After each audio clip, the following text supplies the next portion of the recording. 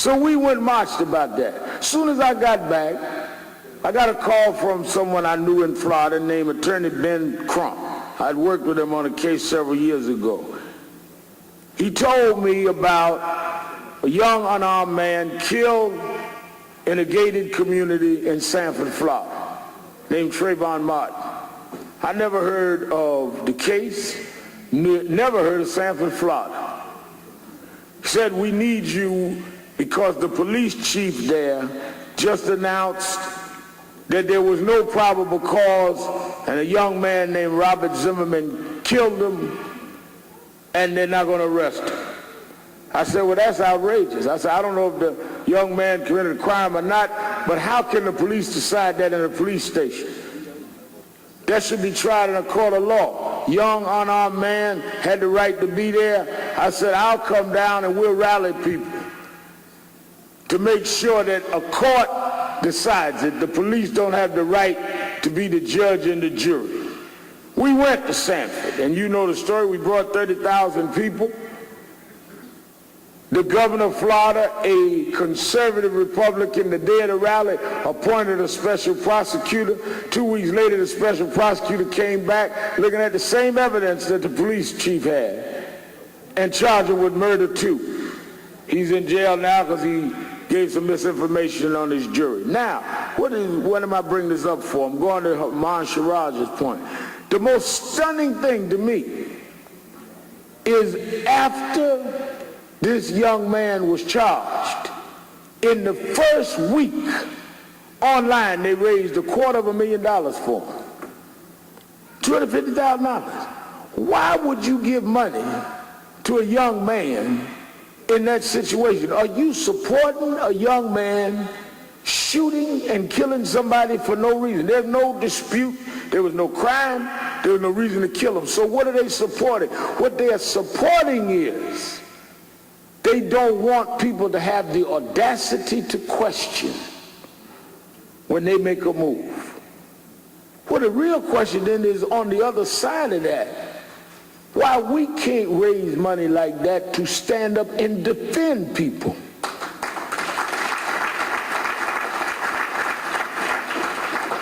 As I watch the Iman tonight, as I watch CAIR raising money, it doesn't take no begging on the other side to raise money to discriminate against you.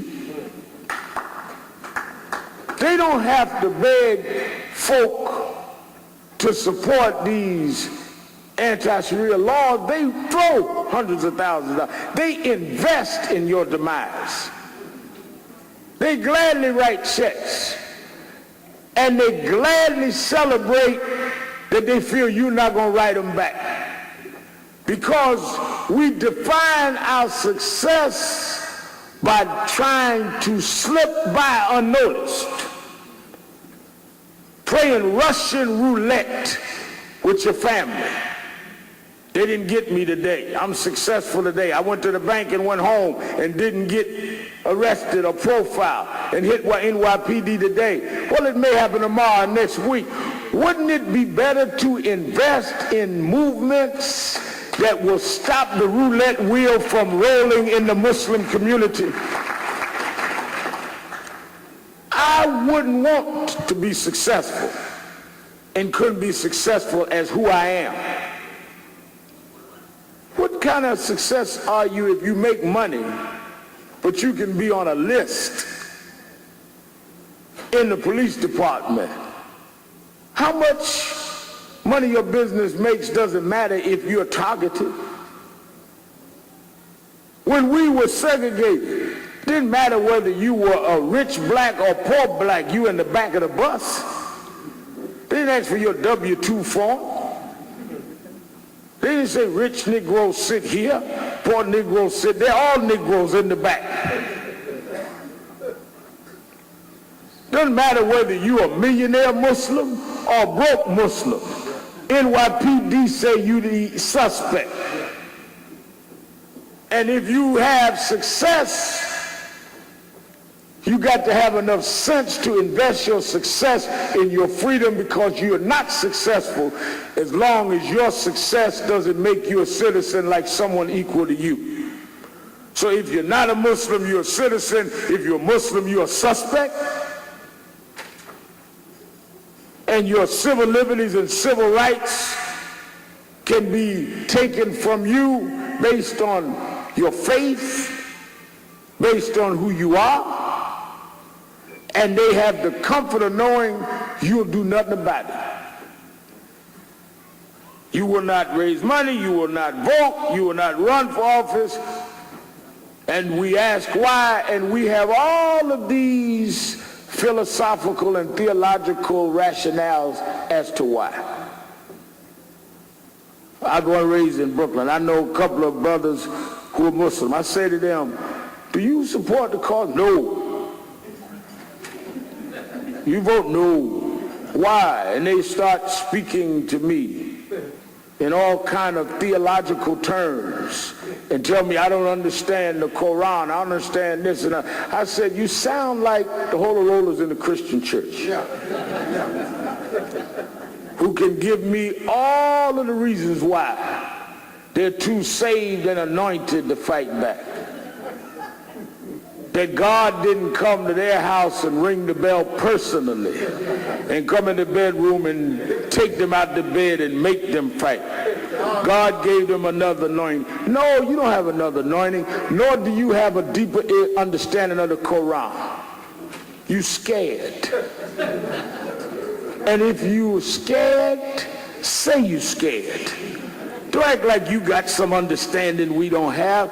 Just say I'm scared and sit down and shut up and let folk that ain't scared stand up and do what need to be done.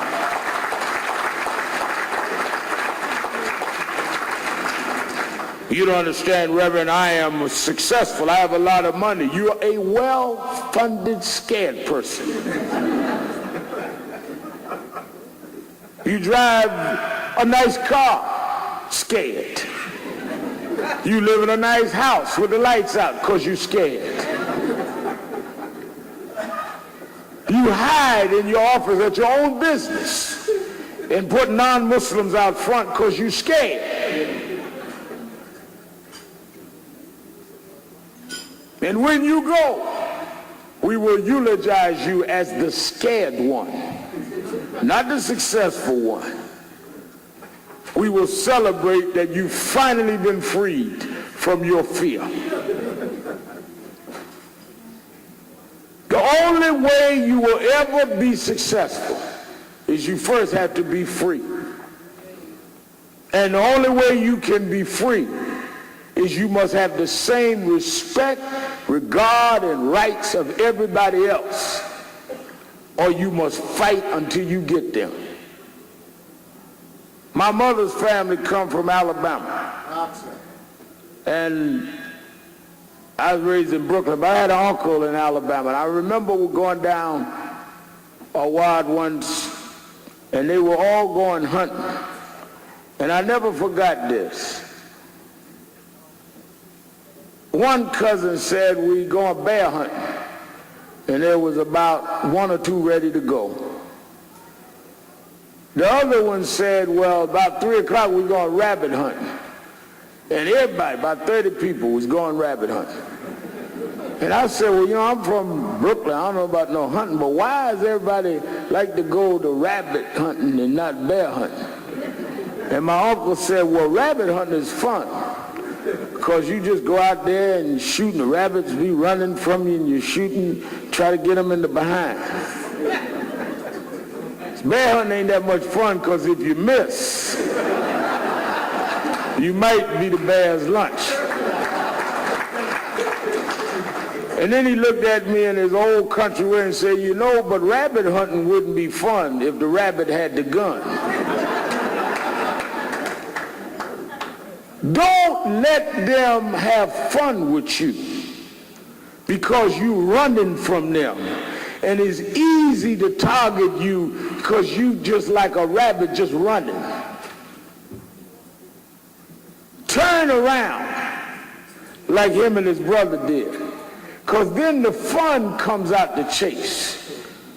When CAIR takes their constitution and goes into the courts, when you go in the legislative chambers with votes, It ain't fun no more. When governors know in a close election that your 2, 1, 4%, whatever it is, will vote solidly on behalf of what you believe in, it's not fun no more. When they have to stand up in a court of law and know that if they make a ruling on you, that they're going to have to live by the same ruling. That's why the Jehovah's Witnesses, what they won was good, because once a ruling is made, every religion has to go by that. So when CAIR goes into court, they're not just fighting for Muslims, they're fighting for everybody, because everybody uses the legal premise and cites that case. So when we tore down the walls of segregation in the South, everybody had the right then to the same public accommodations. When blacks got the right to vote, Latinos, women, everybody got free. And when you fight, it will be a fight for everybody to have the freedom of religion. This is not some little side thing that they're doing and it's just nice. This is not some charity that you go and they say, oh, that's cute. It's not sending kids to summer camp. This is your life. This is your ability. This is your children. This is to remove the ceiling of the ambition of your children. And if you fight, you can win. If you don't fight, you're guaranteed to lose. Not because they're bigger than you or better than you, but you are too afraid to fight because they run the boogeyman on you and you scared.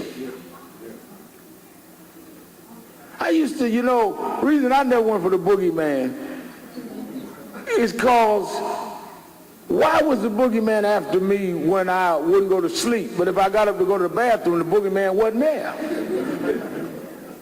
Because the boogeyman wasn't never there.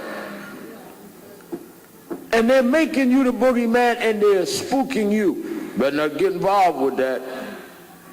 If you get involved with that, you're going to have problems with your business. You're going to have problems with your business if you don't get involved. Because you're on the NYPD list. You already got a problem. How you waiting on a problem? If you're under surveillance, you're already on a problem. Imagine how people look at that. Now, I haven't talked that wide, but I know the NYPD situation. If people have you under surveillance, they also know just about what your assets and liabilities are. Now, how crazy do that look if they know you got money? They know you under surveillance, and they look at your balance sheet and say, they ain't even got enough sense to help finance a movement to stop me. I ain't got to worry about them, because look at it. I got all the information because I got them under surveillance. They spend $100,000 on a car and won't send $500 to CAIR. How serious is that? We buy more clothes than we invest in our ability to be free. And we love to appear pious, but we don't activate and show that we really believe in something.